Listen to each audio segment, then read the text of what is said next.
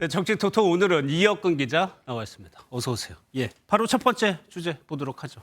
예, 김승희 전 비서관 얘기인데 초고속 사표 수리. 야당이 의혹을 제기하고 당일날 사표가 수리됐어요. 상당히 빠른 속도였습니다. 네, 맞습니다. 초등학생 딸의 학폭 의혹이 제기된 지 7시간 만에 김 전 비서관의 사표가 수리가 됐습니다. 3학년 여학생이 2학년 후배 여학생을 화장실로 데리고 가서 리코더, 주먹 등으로 머리와 얼굴, 눈, 팔 등을 때려 전치 구주상해를 입힌 의 전 비서관은 부모로서 깊은 책임감을 느낀다면서 국정에 부담을 주지 않기 위해 사표를 제출했고 즉각 수리됐습니다. 수리된 배경은 윤 대통령의 순방도 있었겠지만 더 큰 이유가 있었다고 봐야 되겠죠. 네, 국정 지지율을 살펴볼 필요가 있습니다. 10월 셋째 주 윤석열 대통령의 국정 수행 지지율이 30%를 기록했는데요. 6개월 만에 가장 낮은 수치입니다. 여론에 민감한 학폭 의혹에 이토록 빨리 대처한 것, 아무래도 저조한 지지율도 영향을 미치지 않았나 싶습니다. 대통령실이 참모의 문제는 더 엄중하게 대응하겠다고 밝힌 것도 이런 해석에 힘을 실어줍니다. 예, 오늘도 윤 대통령이 장관들에게 초심으로 돌아가라고 했어요. 전에는 낮은 자세를 강조했고요. 이런 것도 좀 연관이 있을까요?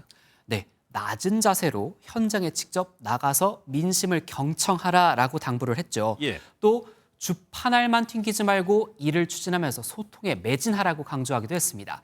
총선을 6개월 앞두고 민생 중심의 정책을 펼치면서 지지율을 끌어올려 보겠다는 의지로 보입니다. 알겠습니다. 다음 주제 한번 보도록 하겠습니다. 여기에도 사표가 있어요. 줄줄이 사표. 어디서 이렇게 사표를 내고 있는 거예요? 네, 보신 것처럼 대통령실 이야기입니다. 예. 내년 총선 출마를 위해서 무려 30여 명이 용산 대통령실을 떠날 것으로 전망이 되는데요. 출마를 위해선 늦어도 내년 1월 11일까지 공직에서 물러나야 하기 때문에 이번 달과 다음 달 줄줄이 사표가 예상됩니다. 그러면 여기에 우리가 알만한 수석급의 인사들도 포함되어 있나요? 네, 김은혜 홍보수석과 강승규 시민사회수석이 총선을 앞두고 몸을 풀고 있습니다. 김 수석은 수도권, 강 수석은 충남 출마를 저울질하고 있는데요. 국정 운영을 위해 수석들은 다음 달 말 정도 최대한 늦게 사표를 낼 것으로 보입니다. 한편 여권에선 한동훈 법무부 장관의 서울 출마 가능성도 꾸준히 제기되는데요.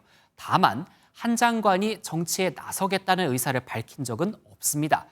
수도권이 약하다는 평가를 잠재우기 위해 국민의힘이 고심하고 있는 건 분명해 보입니다. 예. 마지막 주제는 민주당 얘기입니다. 복귀 디마нд.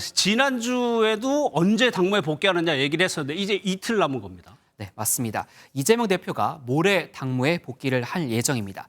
지난달 18일 단식 치료를 위해 입원한 지 한 달 만인데요. 민주당 당대표실 관계자는 이 대표가 시급한 민생 현안 해결에 집중할 계획이라고 밝혔습니다.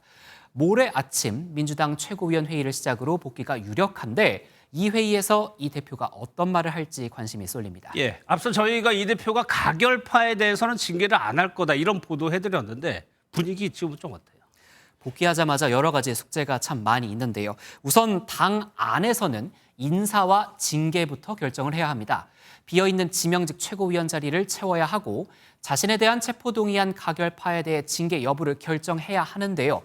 이 대표가 열흘 전에 우리 안의 작은 차이를 넘어 단합하자는 글을 올려서 계파 갈등을 잠재우고 통합을 선택할 것이란 전망이 조금 더 우세합니다. 저희 보도도 같은 맥락인데요. 그렇죠. 가결파로 지목된 한 의원은 가결파 징계하자는 사람을 징계해야 한다며 가결파 징계하면 대표 자격이 없는 것이라고 잘라 말했습니다.